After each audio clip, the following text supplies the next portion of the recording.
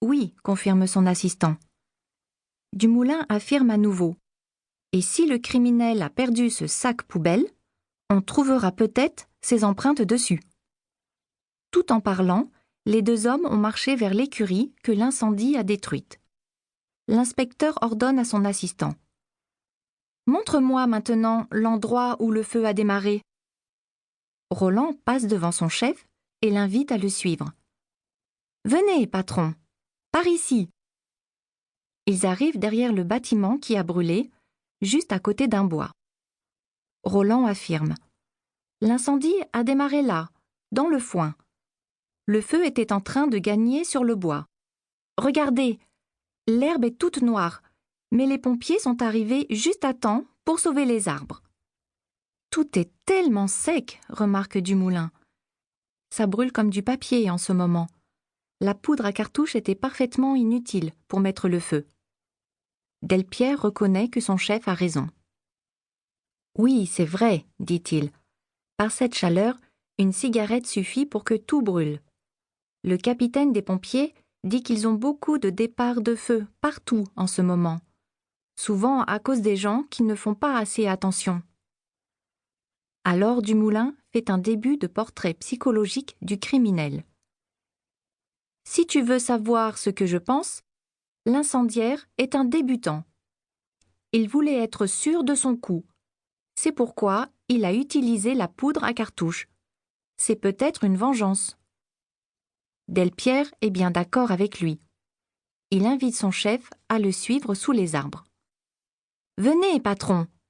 J'ai aussi trouvé des empreintes de pneus de vélo sur le chemin du bois, dit-il.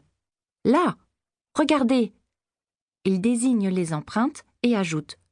Je les ai déjà prises en photo. Dumoulin examine les empreintes de près. On dirait des empreintes de vélo tout-terrain, d'un VTT.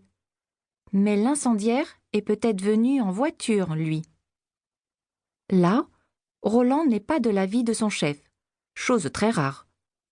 Non, je ne crois pas, dit-il. Dumoulin le regarde bizarrement. Et pourquoi ça, s'il te plaît ? Demande-t-il. Sûr de lui, Roland explique. Le chemin du bois n'est pas assez large pour qu'une voiture y passe. Et en venant par la route asphaltée, l'incendiaire pouvait rencontrer Madame Chatillon. Oui, c'est vrai, doit reconnaître Dumoulin. Tout à coup, une femme sort de la maison. Ah ! Voilà justement Aline Chatillon, s'exclame Delpierre en désignant la dame sur la terrasse. Blonde aux yeux bleus, la silhouette mince, Aline Chatillon a la quarantaine. Elle est jolie, bien que pour le moment, son visage soit noir et ses cheveux décoiffés. Elle semble un peu désorientée. Dumoulin va vers elle, suivi de Delpierre, et se présente. « Madame Chatillon ? Je suis l'inspecteur Dumoulin. J'enquête sur cet incendie. » Doucement, il demande. « Pourrais-je vous poser quelques questions, madame ? » Oui, bien sûr, inspecteur. Venez, entrez, répond la dame en leur ouvrant la porte de la maison. Toute cette fumée, c'est horrible. On sera mieux à l'intérieur pour parler. Ils se retrouvent dans une grande cuisine. D'un geste, Aline les invite à prendre place à la longue table de bois. Elle sort du réfrigérateur une carafe pleine de thé glacé et la pose devant eux. Elle prend aussi 2 verres vides dans un vieux meuble, un ancien buffet. « Si vous voulez, servez-vous, » dit-elle. « C'est du thé glacé, les filles adorent ça. » Les 2 policiers acceptent volontiers la boisson fraîche et s'en servent un grand verre. La propriétaire a les larmes aux yeux. Elle essaie de ne pas pleurer.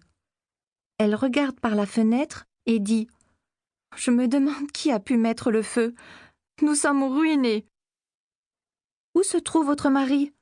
demande Dumoulin, inquiet de la voir seule face au désastre. « Il n'est pas là pour vous soutenir ?» Maxime est en voyage d'affaires à Lyon depuis 2 jours. Il ne sait rien de ce qui se passe ici. Il installe un nouveau logiciel pour son entreprise, explique la femme.